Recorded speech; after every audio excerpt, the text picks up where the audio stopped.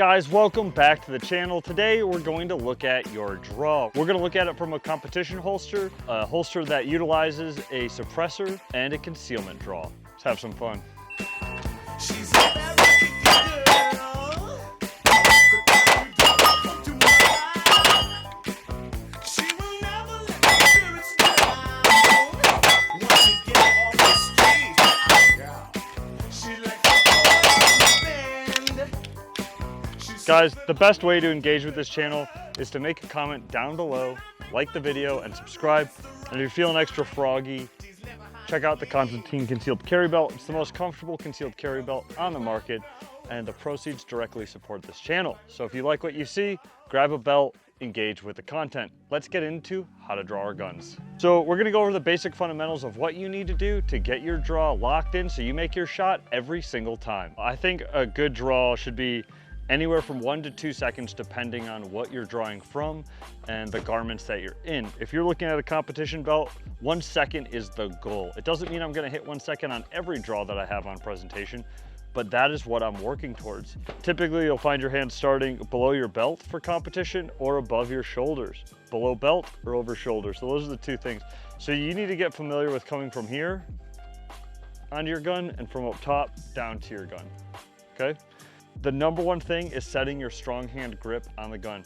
That is going to set you up for success. So as you can see, I actually have this holster angled forward a little bit. So when I'm coming down to grab the gun, this is the same angle that I'm shooting with when the gun comes up. So I'm getting that consistent draw. I also have key markers on my hand that I'm trying to set as I'm drawing the gun. So as you can see, when I start with my palm touching the bottom of my holster, and I'm just bringing it up and over. And when I'm coming set down, my middle finger is the first point of contact, and then I'm squeezing with the twang of my hand. What is that called? When I'm setting the gun, I'm looking for my middle finger underneath the grip and making that webbing tight on the back strap. And then from here is when I start initiating my grip of my strong hand and clamping down on the gun while pulling up simultaneously. Now the gun should track in one fluid motion out of the holster. So if I'm here, it's one fluid motion up and out. What I see a lot of people doing is starting right here, going here, and then punching out. Second. Here. Not good. Not good at all. You're wasting time. And why do you want to waste time? If you're wasting time in a competitive setting, you could lose the stage. If you're wasting time in a tactical setting, it could be your life or someone else's life.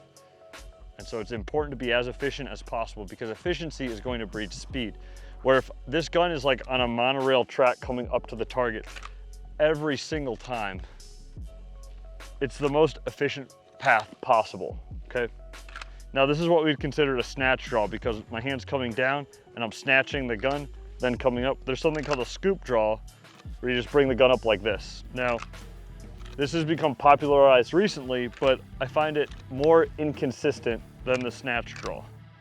It's possible, it's faster, but to be safe, I always teach the snatch draw, and then if you want to experiment, work into that scoop draws. I need my timer, we'll be right back. So it's important to go through these steps. We're gonna go through nice and slow now, and I'm gonna say what I'm doing.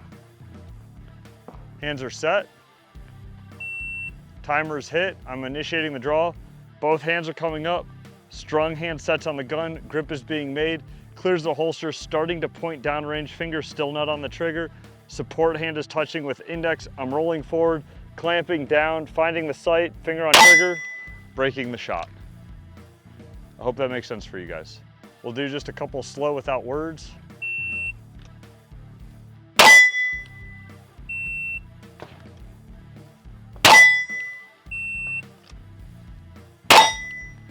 We're trying to work through that efficiency, trying to get that grip locked in on the gun before we're coming out of that holster.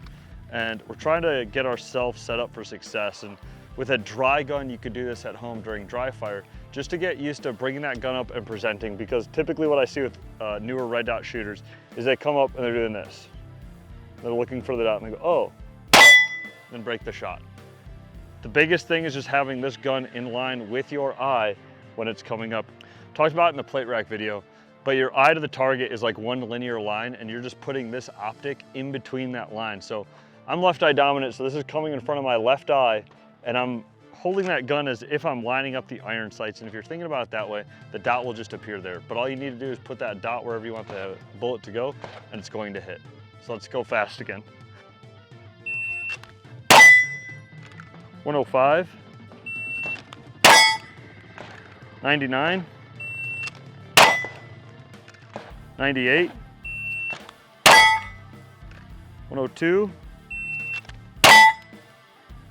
94. I think that was the last shot in that mag. So as you can see, sub-second, super achievable with the USPSA belt. Let's swap belts. We'll do the suppressor holster and rock and roll. The T-Rex Arms SD holster. This is designed so you can utilize a suppressor in a holster. That I forgot. There's a lot more retention on this. On my USPSA one, you can just kind of like pull it out. This one definitely requires a little bit more, but the draw stroke is the same nonetheless. So we'll load this bad boy up, same principles, and we'll see what we do. Slight hesitation finding the dot, 128, 115, 114. So the biggest thing that's different on this holster is that I can't get my middle finger underneath the grip until I clear this piece of plastic. And I think having the correct holster is very important because it's going to affect your draw. A lot of the old Kydex holsters would have a tang that comes up here that doesn't allow you to set your middle finger on this trigger guard. So as you can see where I undercut the trigger right here, I want to make sure this middle finger is in contact when I'm drawing the gun. That's going to make sure that I have that nice grip on there. And if you don't have that space, cut it off. Take a Dremel, just cut it off. That's what I did on my first holsters. I had a signature holster from a company for a little while, and I literally just took his holster, gummed it up, sent it back to him, and then he made it look all pretty and everything with the right cuts. But the number one thing is that I want to get my grip set from my holster, period. All right, especially if you're scooping something like this. This is where my hand is instead of like that.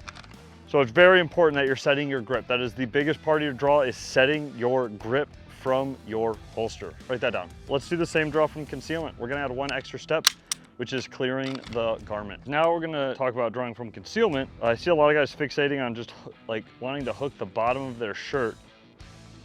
This is crazy, and get ready for this. You can just grab your shirt. Just grab it, gun up, ready to go. Two main methods I see for grabbing your gun, because obviously it's a lot harder to set your grip going from concealment. First is the faster way, which is like the claw grip. You see the guys at Tier 1, Point 1 Tactics, Modern Samurai. This is what they're doing, where they're coming over your optic like this, and coming out and then moving that thumb over as you're building that gun out. So it looks something like that. Or you can try to do like a pseudo snatch, where your thumb is still coming behind the gun. Just kind of float, so my thumb's coming down here, and I'm getting that twang, and then as it comes up, I'm getting the rest of the grip. I prefer to do the latter method. This is what I've shot. I could train to do the claw to be faster. It's just not something I've prioritized in my training. If I would have started from the get-go, I probably would have started with the claw. All the fundamentals after you hold on to the gun, apply. Anyways, let's get this boy loaded up. Probably have a little bit of printing with this one. 40 mag in this holster setup. Yes. Hello, officer. Holster, mag, garment, belt, all matters when you're trying to conceal carry a gun. If I kind of like act like a tough guy, I can't see it as bad, but if I just let my shoulders relax, it's definitely catching on this 140 mag, so I'd probably use a flush fit mag for it. Let's see what type of draw speeds we're getting. There it is. 127.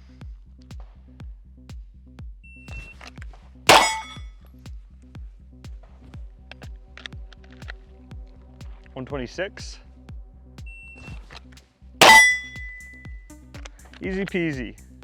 136. So we're adding like a 10th or two to the draw to get that garment out of the way, but all the same principles apply. We're looking to build a solid grip out of the foundation of our holster with your gun placed with how you'd like to shoot for the rest of the course of fire. I see a lot of guys wanting to go fast and they come up and their grip's fucked up. And like, watch the gap. See how much the gun's moving, where if my grip is set, I can put the pressure down. You can just keep that gun driving flat the whole time, which is why grip is so important, which why on your draw, you need to make sure that you're getting your grip set as you're coming up so that gun stays flat for you every single time. No matter what, grip is king. Grip is the number one fundamental you should be working on, and it all starts from your draw. Guys, go home, or you guys are probably at home already.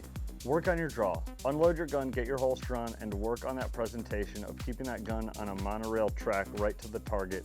One fluid motion, no stop at the chest then press out, none of that shit. I didn't even touch on it because it's wrong and I don't even want to bring it up. Your gun stays on one track. Your muzzle should leave the holster and go on the most efficient line to the target and stay there.